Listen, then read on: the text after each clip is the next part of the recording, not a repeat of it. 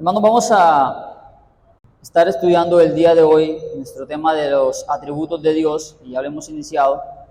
Hoy vamos a estar viendo la omnisciencia de Dios. Ese es el tema que nos corresponde el día de hoy. La omnisciencia de Dios. Pues obviamente nosotros ya hemos avanzado en nuestro estudio 3 temas respecto a los atributos de Dios. Hemos visto la soledad de Dios, en el cual hablábamos de su singularidad, de la singularidad de Dios en ser y en esencia. También vimos los decretos de Dios, en el sentido de hablar de su soberanía. Y algo que decíamos el domingo pasado respecto a los decretos de Dios, tiene que ver con que hace parte de un grupo de atributos que se consideran atributos de soberanía. ¿Qué queremos decir con eso? Que tienen que ver con que el Señor hace lo que quiere, sabe y lo que en su santa y soberana voluntad Él desea hacer. Todo lo que Él hace es perfecto, es bueno, y eso incluye aún aquellas cosas malas que acontecen, no como hecho por Dios directamente, sino que en su decreto Él lo decreta permitiéndolo el mal para el beneficio de sus planes gloriosos. Todo lo que sucede es para la gloria del Señor, puesto que Él así ha decidido hacerlo. Todo lo que Él ha creado es para su gloria. Y entre esas cosas está todo lo que Él ha decidido hacer. Entonces, estos atributos de soberanía implican su decreto, o sea, su derecho o su voluntad de hacer todo lo que Él quiere. Eso es lo que algunos consideran como la voluntad de Dios. Y también tenemos, por ejemplo, el caso de hoy, la omnisciencia de Dios, que también hace parte de esos atributos de soberanía. Cuando hablamos de la omnisciencia de Dios, estamos hablando del conocimiento de Dios, y esto en parte tiene que ver con la soberanía de Dios y con el decreto. ¿Por qué? Porque al hablar nosotros de la omnisciencia de Dios, estamos hablando no solo de las cosas que Dios conoce en sentido de saber cómo son, sino también de aquellos eventos que pudieron haber sido, que son, que serán y que pudieron haber llegado a ser en algún momento.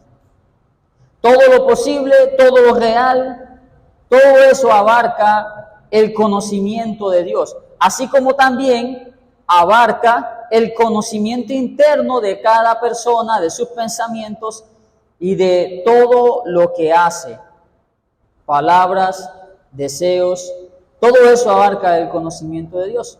Todos los eventos, todas las criaturas del pasado, del presente, del futuro, están abiertos a los ojos de nuestro Dios. Ahora, cuando nosotros hablamos de la omnisciencia de Dios, algunos teólogos lo han ilustrado como los ojos de Dios.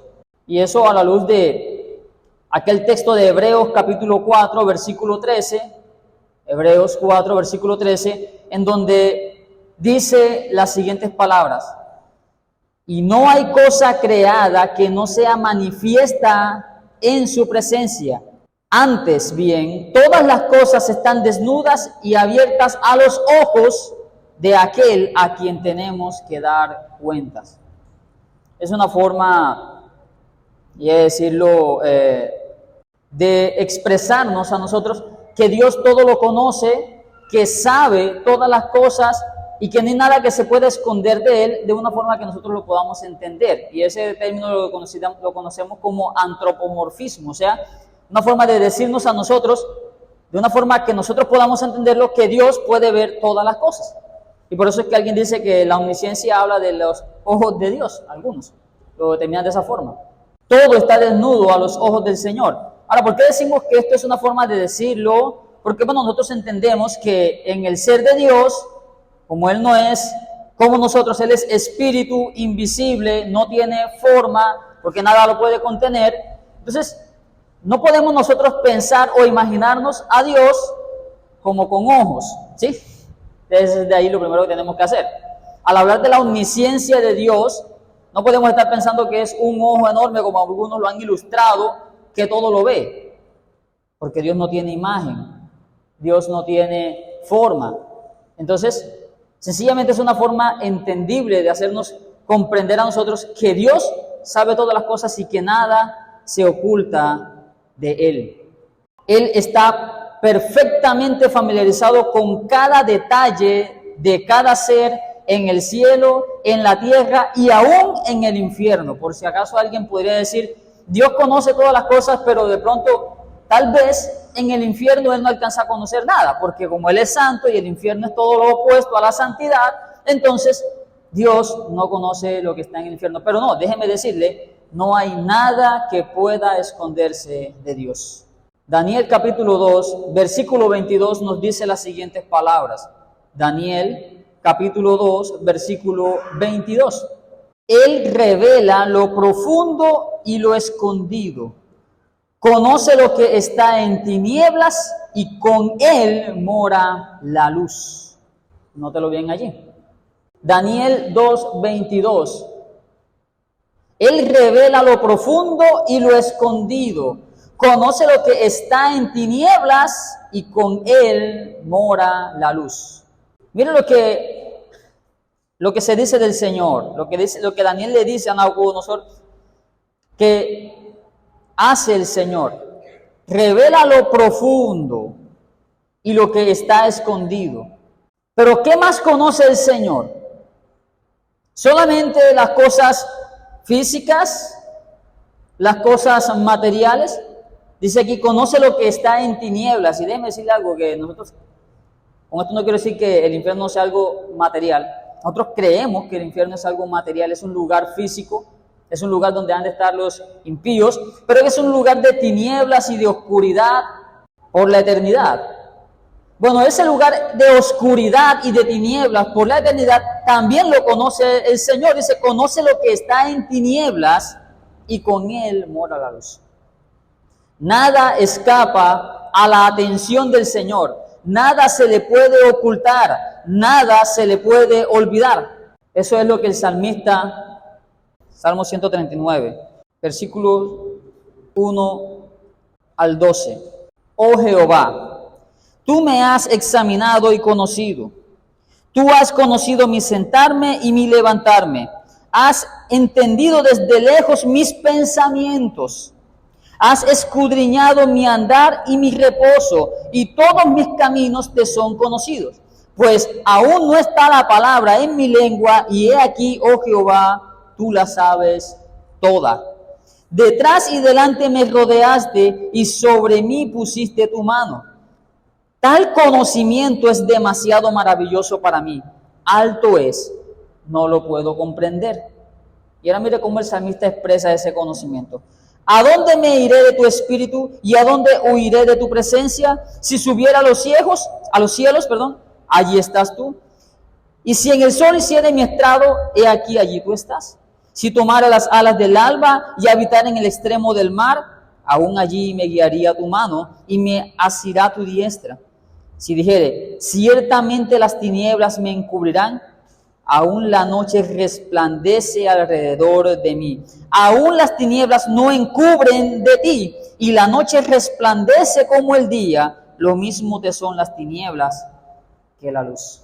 Mis hermanos, el conocimiento del Señor es infinito, porque Él puede ver en todo lugar. Todas las cosas están delante de Él, abiertas, claras a sus ojos.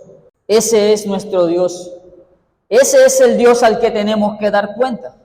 Ese es el Dios del que nosotros decimos creer, pero que con nuestros hechos muchas veces lo negamos. El salmista lo está diciendo de esta forma, y eso es un salmo de David. Tú has conocido mi sentarme y mi levantarme. Has entendido desde lejos mis pensamientos. Has escudriñado mi andar y mi reposo. Todos mis caminos te son conocidos. Y esto es lo que es interesante. Pues aún no está la palabra en mi lengua, y he aquí tú, oh Jehová, las sabes todas. Ese es el Dios de las Escrituras. Y este atributo de la omnisciencia de Dios debe inspirar en nosotros una adoración. Y también debe inspirar un temor reverente de saber delante de quién estamos todo el tiempo. Pero tristemente, este es uno de los atributos en los que nosotros menos meditamos. Y lo digo así, hermanos, porque sencillamente cuando nosotros estamos fuera del alcance de la vista de los hombres, ¿cuántos pensamientos impíos pasan por su mente? ¿Cuántos de esos pensamientos usted tolera a diario? Y dice, pues nadie sabe lo que yo pienso. Este es uno de los atributos que menos consideramos nosotros acerca de Dios, porque ¿cuántas cosas hace usted en secreto que no se atrevería a hacer a la vista de los demás? Y esto porque no consideramos delante de qué Dios estamos, delante de quién estamos. Y esto no solamente hablando en la adoración pública, que déjeme decirle que este es otro aspecto importante de la omnisciencia de Dios. Porque aquí Él está ahora, pero no solo está en este lugar, sino que conoce lo que usted y yo estamos haciendo en este lugar. Entonces, piénselo en este sentido en esta mañana. ¿Sabe Dios lo que está haciendo usted aquí ahora? Él lo sabe perfectamente. La pregunta es, ¿usted es consciente de que Dios está examinando su pensamiento ahora mismo? Si está o no prestando atención a la enseñanza, si su corazón está o no dispuesto a recibir la adoración que le vamos a ofrecer a nuestro Dios. No es a nosotros los hombres a quien usted vino a adorar hoy. Si bien su adoración la adoración que usted vino a ofrecer el día de hoy nos edificará, como lo hemos aprendido en los estudios de la epístola a los Corintios, si bien la adoración corporativa edifica a la iglesia, usted vino a adorar a Dios. Eso es indiscutible. Ahora la pregunta ¿es usted consciente de que Dios está examinando cada uno de sus pensamientos? El salmista dice que la adoración que agrada a Dios es el corazón contrito y humillado. ¿Está su corazón contrito y humillado? Si no es así, de pronto yo no lo puedo ver, ni ninguno de los hermanos que estamos aquí. Pero Dios lo está examinando. Dios lo está examinando. Lo está viendo. Dios sí es consciente de lo que usted está haciendo. Y sabe de antemano lo que usted está pensando en este momento. Esto es lo que es interesante. Miren, para hablarles acerca de esto, me remito a recordar un poco un texto del primer libro de Samuel, capítulo 2, respecto a lo que Dios está viendo de una adoración mal hecha, conociendo lo que estamos haciendo aquí. Segundo libro de Samuel, capítulo 2, versículo 17, nos expresa las siguientes palabras. Era pues muy grande delante de Jehová el pecado de los jóvenes, porque los hombres menospreciaban las ofrendas de Jehová. Ahora, ¿delante de quién era grave el pecado de los hijos de Eli? Delante de Jehová. No lo estaban viendo, no estaban escuchando visiblemente al Señor, pero Él estaba viendo allí lo que estaban haciendo. Quizá ellos dirían, bueno, a mí no me importa si yo saco la carne del perol antes de que la cocinen, a mí no me importa porque es que nadie me está viendo, mi papá no me está viendo. Los hijos de Israel, pues, vienen a ofrecer esto, me da igual. Pero delante de Dios, eso era un pecado y Dios estaba viendo lo que ellos estaban haciendo. Ahora le pregunto, ¿usted vino a adorar al Señor aquí hoy? ¿Usted cree que Dios está viendo lo que está haciendo? Pues nosotros creemos que sí, Él es el Dios omnisciente. Antes de que usted saliera de su casa, ya Él estaba viendo lo que usted venía a hacer acá. Es precisamente el ignorar la omnisciencia de Dios, el pecado que se reprocha del pueblo de Israel en el libro de Ezequiel. En el libro de Ezequiel se reprocha una ignorancia voluntaria de la omnisciencia de Dios en el capítulo 11, versículo 5. Ezequiel capítulo 11, versículo 5 nos dice las siguientes palabras, expresando el Señor un reproche sobre el pueblo de Israel. Ezequiel capítulo 11, versículo 5 nos dice, y vino sobre mí el Espíritu de Jehová y me dijo, di, así ha dicho Jehová, así habéis hablado, oh casa de Israel, y las cosas que suben a vuestro espíritu, yo las he entendido. Si usted lee más adelante, se va a dar cuenta que el Señor empieza a reprocharle muchos pecados que ellos estaban diciendo, Dios no lo ha visto, Dios no lo ha escuchado, Dios no ha atendido a estas cosas. Y el Señor, ¿qué les dice? Yo las he entendido. pero ustedes han hablado así y así y piensan que yo no he visto nada de esto, que yo no he escuchado nada de eso. Mis hermanos, aunque Dios sea invisible para nosotros, nosotros no lo somos para Él. Ni la oscuridad, ni las cortinas más cerradas, ni la mazmorra más profunda pueden ocultar a los pecadores de los ojos de la omnisciencia de Dios. Los árboles del jardín del Edén no pudieron ocultar a Adán y Eva de la presencia de Dios, de la omnisciencia de Dios. Ningún ojo humano vio a Caín matar a Abel, pero Dios fue testigo de su crimen.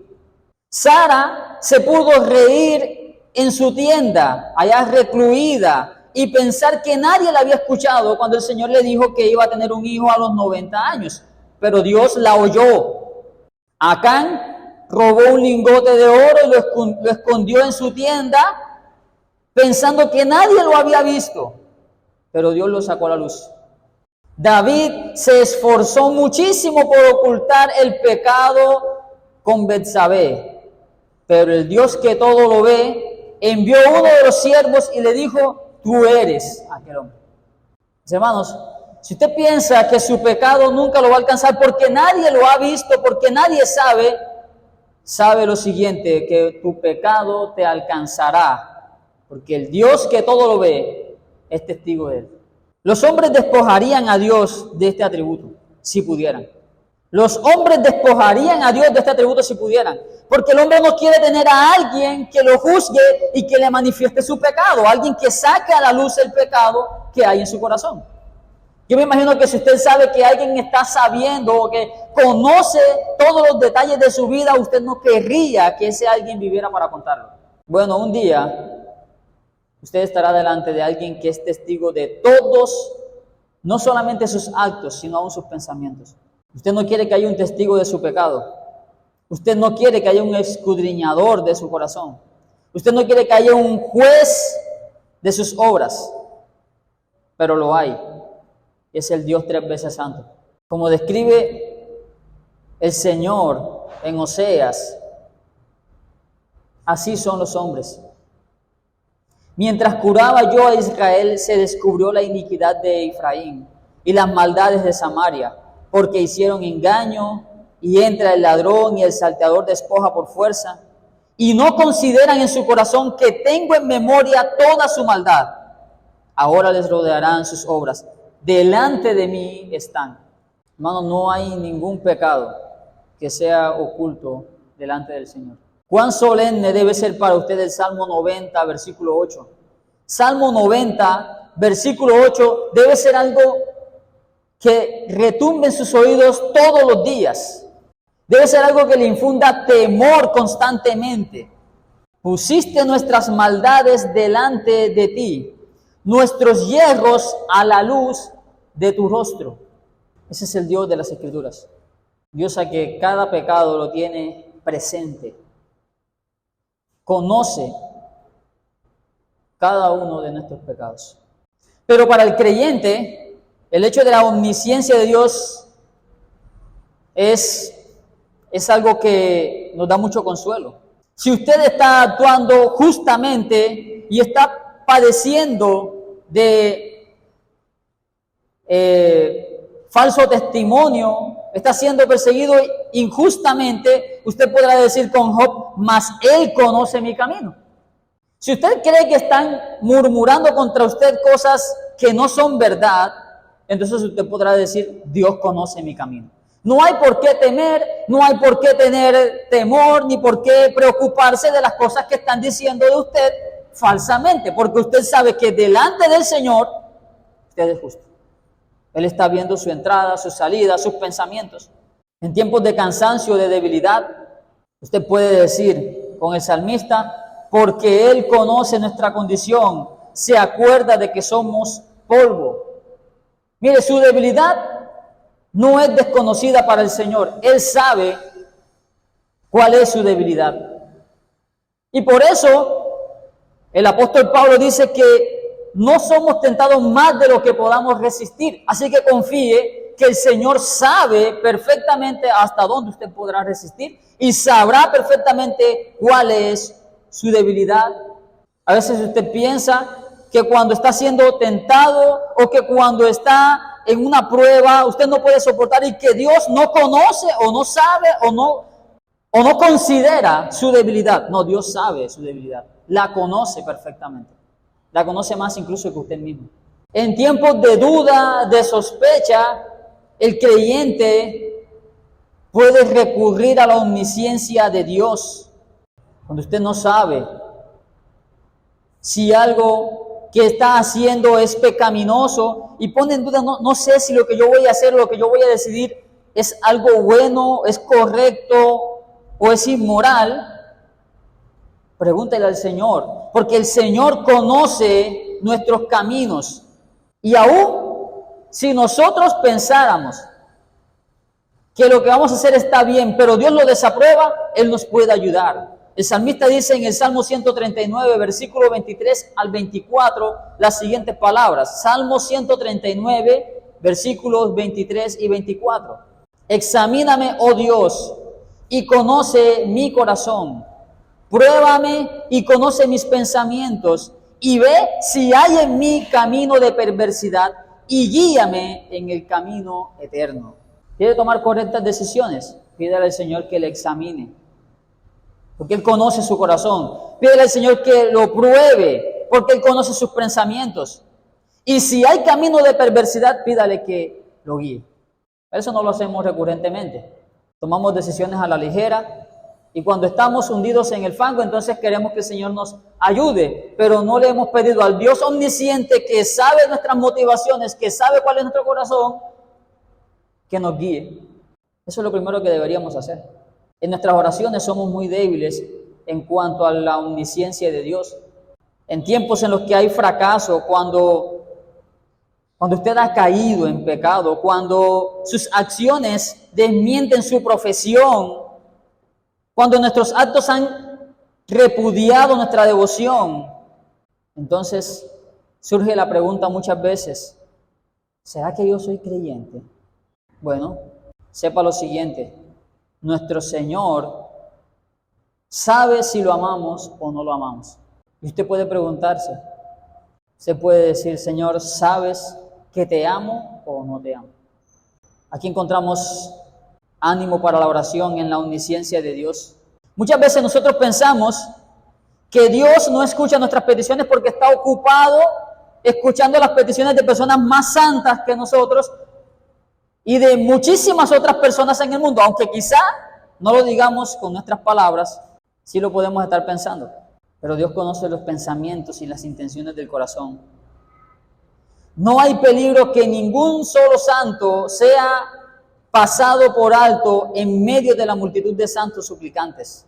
Todos los santos que oran diariamente son escuchados en sus diversas peticiones, puesto que la mente infinita de Dios es capaz de prestar la misma atención a millones de personas como si solamente un individuo estuviese buscando su atención.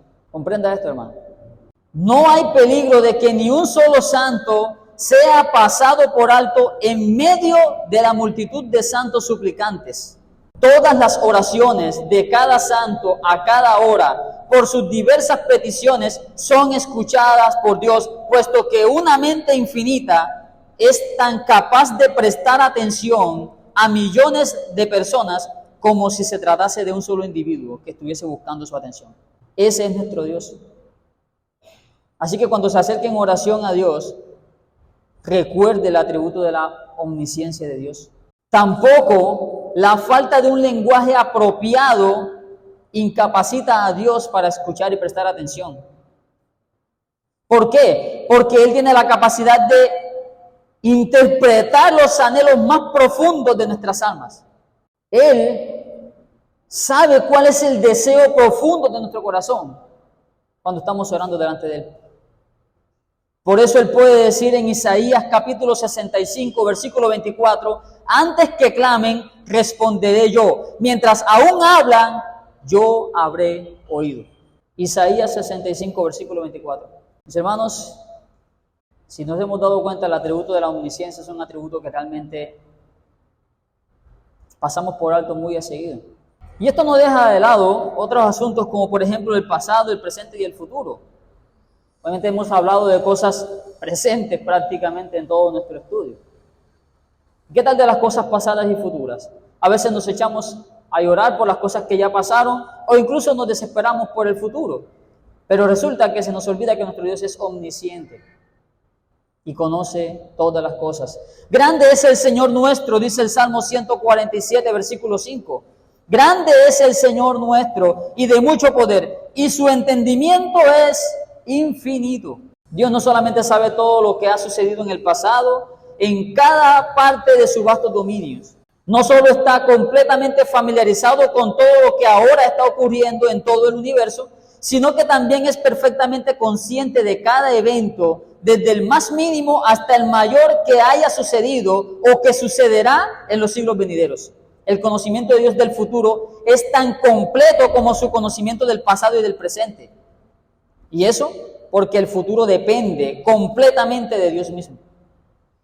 Si fuera posible que algo ocurriera aparte de la agencia directa o el permiso de Dios, entonces ese algo sería independiente de Él y entonces Dios dejaría de ser supremo de inmediato. Pero como Dios lo conoce todo, hermanos, no hay nada que pueda salirse de su conocimiento. Ahora, el conocimiento divino del futuro no es una mera abstracción, no es algo que no se pueda, hacer, sino que es algo que está inseparablemente conectado y acompañado por el propósito de Dios. Dios mismo ha diseñado todo lo que será y lo que ha diseñado tiene que llevarse a cabo. Por eso es que Dios conoce todas las cosas. Eso, como les decía, este atributo de la omnisciencia está ligado a la soberanía de Dios, su decreto. Daniel 4:35 nos dice que Él hace según su voluntad en el ejército del cielo y en los habitantes de la tierra, y no hay quien detenga su mano y le diga, ¿qué haces? En Proverbios capítulo 19, versículo 21, se nos dice lo siguiente, Proverbios 19, 21, muchos pensamientos hay en el corazón del hombre, mas el consejo de Jehová permanecerá. Proverbios 19, 21. Como la sabiduría y el poder de Dios son infinitos, el cumplimiento de cualquier cosa que Él se haya propuesto está absolutamente garantizado.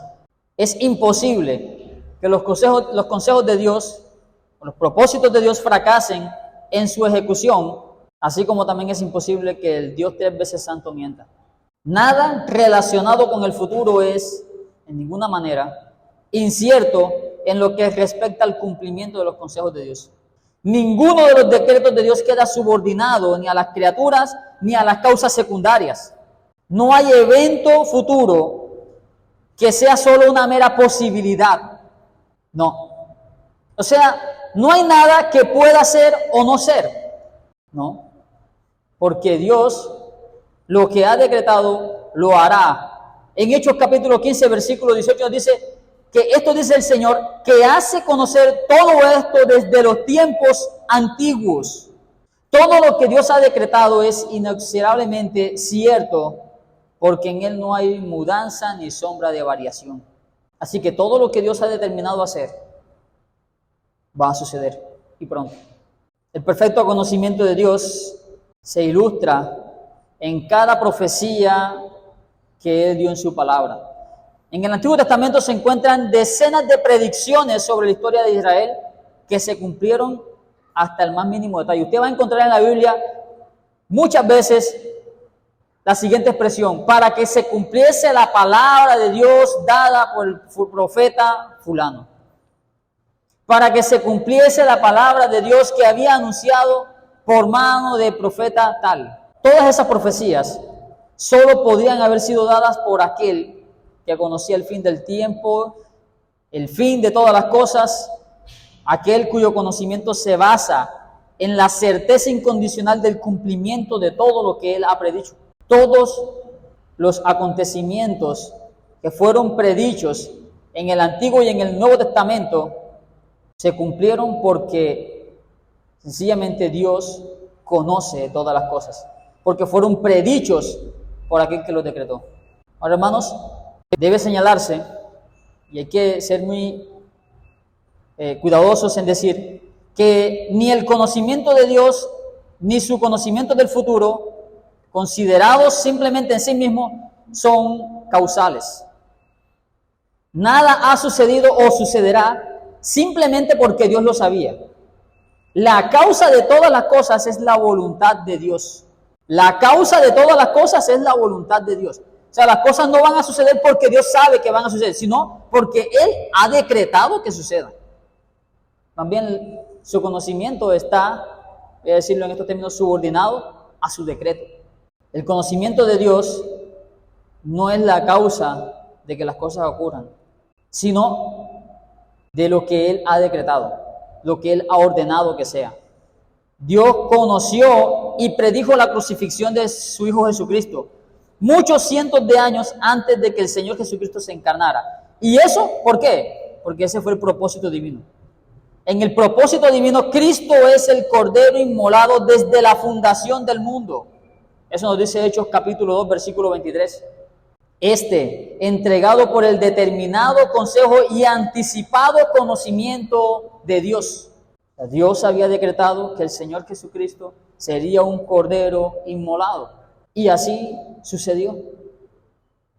Esos eventos pasados, futuros, pueden ser predichos por el Señor, porque precisamente Él lo ha decretado todo.